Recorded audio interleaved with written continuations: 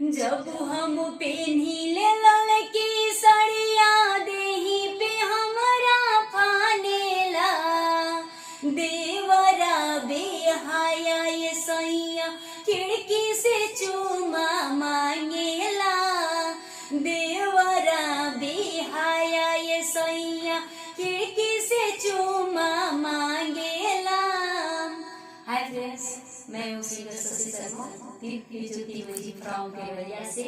तो फिर आज आप लोग के बीच में एक वीडियो बना रही हूँ और डीजे हूँ गाकर आप लोगों को पसंद आएगा तो लाइक कमेंट कीजिएगा और हमारे दिव्य ज्योति म्यूजिक चैनल को ज़्यादा से ज़्यादा सब्सक्राइब कीजिएगा।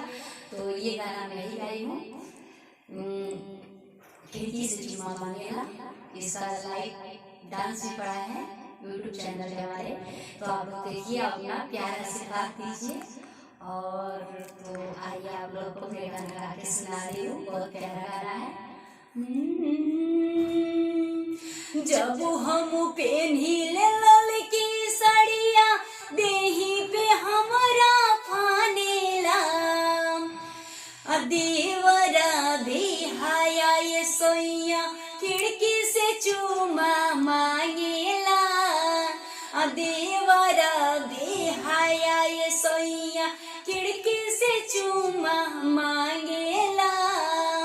जब हम पेन्हिले ललकी सड़िया देही पे हमरा फानेला जब हम पेन्हिले ललकी सड़िया देही पे हमरा फानेला देवरा बेहाया ये सैया खिड़की से चूमा मांगेला देवरा बेहाया ये सैया खिड़की से चूमा मांगेला।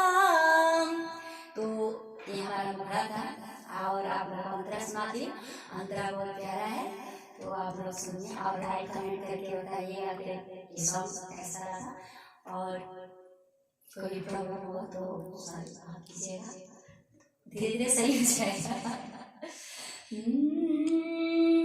दीने पदीने कर रोहन बिगड़ल जाता बेरा पे फुटानी कर बैठल बैठल खाता दीने पदीने कर रोहन बिगड़ल जाता बेरा पे फुटानी कर बैठल बैठल खाता।